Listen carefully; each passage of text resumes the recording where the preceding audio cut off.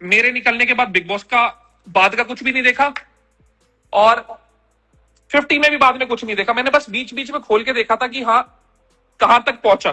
दोस्त दिग्विजय से दोस्ती कब, शो के बाहर मेरा दोस्त है, शो के अंदर पता नहीं क्या हो जाता है, उसे मुझे रगड़ना पड़ जाता है हर बार।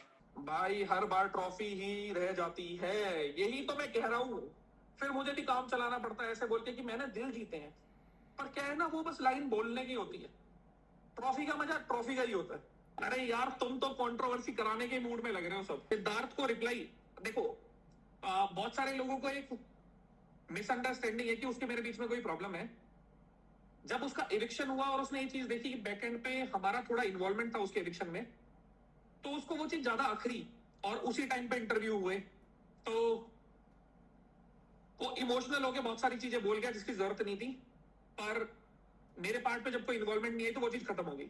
प्रिंस को पलट के जवाब दो, हर चीज का इंसल्ट कर रहा है वो। यार मेरा इस बारे में देखो बात करने का कोई मन नहीं है, पर मेरे को एक चीज बताओ, चार बेरोजगार लोग चार जगह कुछ बोल रहे तो क्या ध्यान देना भाई, हम पे काम है, हम पे चार चीजें जिंदगी में करने को, उस पे ध्यान दो ना। पे क्या ध्यान देना, बज रहे हैं बजने दो।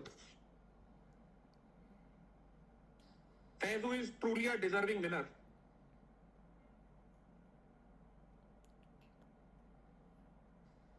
डिजर्विंग विनर तो फैजू है, पर अब जब भाग्य साथ ना दे तो तुम क्या कर सकते हो भाई। तुम करते रहो 4 तारीख को 4 जगह, बल्लू यहाँ बल्लू वहां, अपने पास काम, अपने पास चीजें हैं करने को। और दूसरी चीज, ना भी हो तो इन्हें संभालना है भाई। तुम्हें पता है कितने मुश्किल है संभालने, है बेटा, सही कह रहा हूं। तुम्हें टाइम देने से अच्छा है मैं इन्हें टाइम दूं। या शादी कब करोगे, मैं सोच रहा हूँ इसी साल शादी कर लूं। मुझे भी यार तगड़े तगड़े बच्चे करने हैं, और उसके लिए मुझे एक बीवी चाहिए होगी, तो मैं सोच रहा हूँ इस साल कर लूं। शिवेत लड़ाई मांग रहा है। देखो यार, शो तक जो चीजें थी वो शो तक थी। शिवेत और मेरे बीच में मेरे को नहीं लगता पर्सनली कुछ भी गलत है।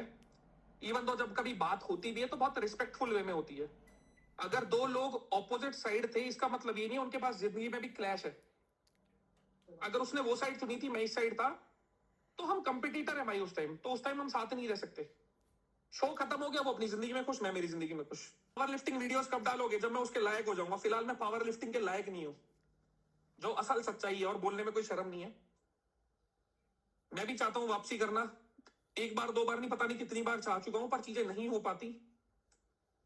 उम्मीद करता हूं इस बार हो जाए। रजत भाई दाढ़ी के बाल सफेद हो गए, काली करवा लो। अब भाई जो कुदरती है वो कुदरती है। मेरे स्कूल टाइम पे बाल सफेद हो गए थे शायद 7th 8th क्लास में। भाई फरीदाबाद का पानी थोड़ा ऐसा है, यहाँ इंडस्ट्री इंडस्ट्री है। ये प्रॉब्लम मेरे साथ नहीं है, बहुत लोगों के साथ है। पिक्स विला कर लो भाई अब। हाँ, अब यही काम तो रह गया, आज की करते रहो। अर्चित भाई के लिए बोलो उसको, जो शिवेत हीरो बन रहा था उसके लिए। देखो अर्चित इतना सक्षम है कि अर्चित अपनी बात रख सकता है हर तरह से, तो मेरे को नहीं लगता मेरे को कहीं ना कहीं उसके लिए बोलने की जरूरत है।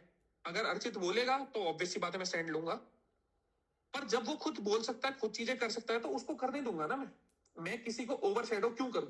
कटारिया के साथ सही जजमेंट किया रजत भाई। देखो एक सिंपल चीज समझो, जब मैं शो के अंदर घुसा भी था तो मैंने एक चीज बोली थी कि मैं इंडिविजुअली जा रहा हूं, और इंडिविजुअली जा रहा हूं, जो मेरे साथ जैसा होगा मैं उसके साथ वैसा रहूंगा।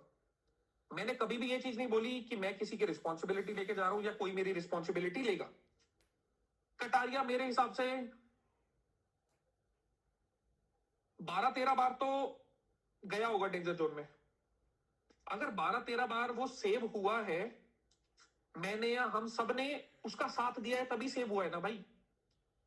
जहां तक जितना हो सकता था करा, पर एक छोटी सी चीज समझो, जब हमारे हाथ में मौका है और बहुत बड़ा नुकसान देने का है तो दूंगा ना। मैं गेम के पर्सपेक्टिव से खेल रहा था और हमेशा से खेलता आया था। मैं कटारिया की कभी भी पहली प्रायोरिटी नहीं था, मैं कभी भी फैजू की पहली प्रायोरिटी नहीं था, मैं कभी भी लक्ष्य की पहली प्रायोरिटी नहीं था। मैं मेरा गेम खेल रहा था, मैंने मेरा गेम खेला और बहुत प्राउडली खेला। भाभी जी को जब हटाए तो बहुत मजा आया। देखो दूसरी चीज बताता हूँ, मैंने ही फैजू के पैर पे नाम लिखे थे, सबसे पहले आरुषि का और उसके बाद युविका भाभी का। गेम पर्सपेक्टिव था, मेरे को पता है उनको बहुत ये चीज बुरी लगी होगी, पर मेरे मन में कभी भी उनके लिए कुछ गलत नहीं रहा, ना कभी रहने वाला। हमेशा से मैं अपना ही समझता हूं उन्हें। पर एक छोटी सी चीज समझो, गेम गेम होता है और आखिरी क्रंच होता है। अगर वहां पे प्रिंस और भाभी दोनों इकट्ठे होते फिनाले में तो हमें नुकसान हो सकता था, या प्रिंस भाभी के लिए खेल सकता था। तो वो चीज देखते हुए मैं वहां सेल्फिश था और उसे मैं एक्सेप्ट करूंगा। एक सर्वाइवल शो है भाई, अपनी जान बचाओ सबसे पहले, सिंपल चीज है। मैं वहां बड़ा बनने नहीं गया था, मैं धर्मात्मा बनने नहीं गया था, मैं जो हूं मैं वो दिखाने गया था। मुझे वहां पे हीरो नहीं बनना था। तो जो था सामने था, हटाने की जरूरत थी तो मैंने हटा दिया। और इसका प्लीज भाभी बुरा मत मानना, गेम का पार्ट था। इसको क्यों एग्जिट नहीं करा जब पावर था? एक बहुत छोटी सी चीज समझो, अगर कोई मेरा राइवल है और पूरे शो में रजत वर्सेस प्रिंस होके चलती आई ये चीज, तो मैं खुद से चाहूंगा कि फिनाले हमारे बीच में हो। देखो, चाहे वो इंसान मेरे बारे में 4 चीज उल्टी सीधी बोले, पर मैं आज भी ये चीज बोलता हूं कि वो डिजर्विंग था फिनाले में खेलने के। फिनाले जीतता कौन, वो दूसरी चीज थी। मैं असल में चाहता था कि हमारे बीच में क्लैश हो परफॉर्मेंस का, और उसमें से कोई एक बंदा जीते। मेरे पास कोई बैगेज नहीं था पीछे से कि मैंने ये शो जीते हैं या वो शो जीते हैं। मैं एकदम फ्री माइंड था। एक होता ना, जब आप 4 चीजें जीत के आते हो तो आपके पीछे एक दिखाई ना देने वाला एक बैगेज होता है कि आपको अब परफॉर्म उस हिसाब से करना है कि अगर आप हारोगे तो आपकी बेइज्जती होगी या कुछ नेगेटिव होगा। ये पर्सपेक्टिव बन जाता है लोगों का। और मेरे को भी इंडिविजुअली, मेरी अब पर्सनल ओपिनियन है, मेरे को ऐसा लगा कि उनके दिमाग में बस ये चीज है कि जो मैंने एक ये टैग ले रखा है किंग ऑफ रियलिटी शोज, वो ना खराब हो जाए। देखो, उन्होंने कितने भी शो जीते, बहुत अच्छी बात है भाई, आपने मेहनत करी, जीते। मैंने वो नहीं देखे थे तो मुझे नहीं पता उनमें हुआ क्या था। पर आपने जितने भी शो जीते उसमें मैं कहीं भी नहीं था। आप मेरे से तो नहीं जीते ना। मैं बस चाहता था हमारे बीच में क्लैश हो, और मैं एक महसूस कर रहा हूं चीजें कि हाँ, एक वाइब्रेशन क्या होती है सामने वाला जब असल में दिल में डरता है।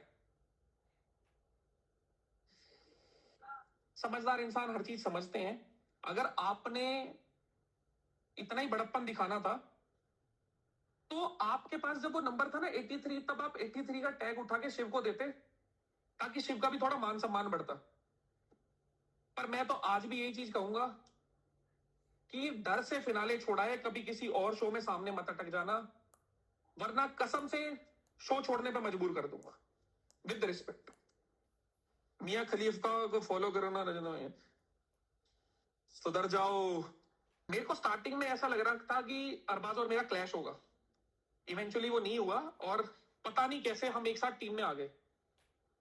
जिस दिन वो हथौड़े वाला टास्क था, मैं जब ना हॉस्पिटल गया था तब मैंने ना एक छोटी सी क्लिप देख ली थी। मतलब ड्राइवर ना अपने फोन में देख रहा था चीज, कटारिया की स्टोरी थी। वहां पे अरबाज प्रिंस के साथ प्लानिंग कर रहा था कि कटारिया को हटाते हैं। तो मेरे को वो चीज खटक गई कि मैंने कहा, यार इनिशियल डेज पे अगर कोई ये प्लान कर रहा है। और दूसरी चीज बता दूं, मैं हॉस्पिटल में गया था तब मैंने ये चीज ड्राइवर के फोन में पीछे से देखी थी, तो मेरे पास कोई एक्सेस नहीं था और घर में कोई चीज अलाउड नहीं होती।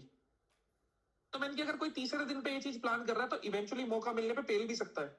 तो इससे पहले ये प्रॉब्लम हो, हटा दिया जाए। और दूसरी चीज, जो उसका इविक्शन था, वो कहीं से कहीं तक मेरे को सही नहीं लगता। लड़ाई घर में बहुत लोगों की हुई थी, मेरी भी हुई थी, बहुत लोगों की हुई थी, बहुत लोगों की, पर किसी को उस तरह से निकाला नहीं गया। मैं भी प्लानिंग कर रहा था अरबाज को निकालने की, पॉसिबल ये भी हो सकता था कि अरबाज मेरे को निकाल देता, पर उस तरह से जाते ना तो दिल में कसक नहीं रहती। अब ना दिल में एक छोटी सी कसक उसके हमेशा रहेगी कि वो इस तरह से निकला। तो भाई, आपके पास जब 6 लोगों को एविट करने का मौका था तब आपने प्रिंस को एविट क्यों नहीं? फिनाले में चाहता था भाई साथ में खेले। भाई आप कहाँ रहते हैं? हमेशा आपसे मिलना है। मैं भाई मेरे घर पे रहता हूँ। शो में शिवेत को उसकी मम्मी, गलत बात छोटू, गलत बात स्वयं। अरे तो भाई अहमदाबाद में मिलना है। अरे तो भाई अहमदाबाद में, मैंने अहमदाबाद आना छोड़ दिया मेरे भाई, मैंने वो गलियां छोड़ दी। खतरों के खिलाड़ी के बारे में देखो, मेरी खतरों के खिलाड़ी के ऊपर बात चल रही थी और जितना मेरे को लगता है हो भी जाता, पर ये हाथ वाला सीन बन गया तो इस साल पॉसिबल नहीं है, अगले साल देखते हैं। एक प्यारी सी गाली दे दो ना, इतना अंदर से मन करता है ना मेरा भी देने का, पर मैं सुधरने की कोशिश कर रहा हूँ और मैं काफी हद तक सुधरा हूँ। चाहत ने भाई बोल दिया, बाकी गाइज आप लोगों को ये लाइव कैसा लगा गाइज, काफी ज्यादा मेहनत लगी है, तो गाइज आप लोग एक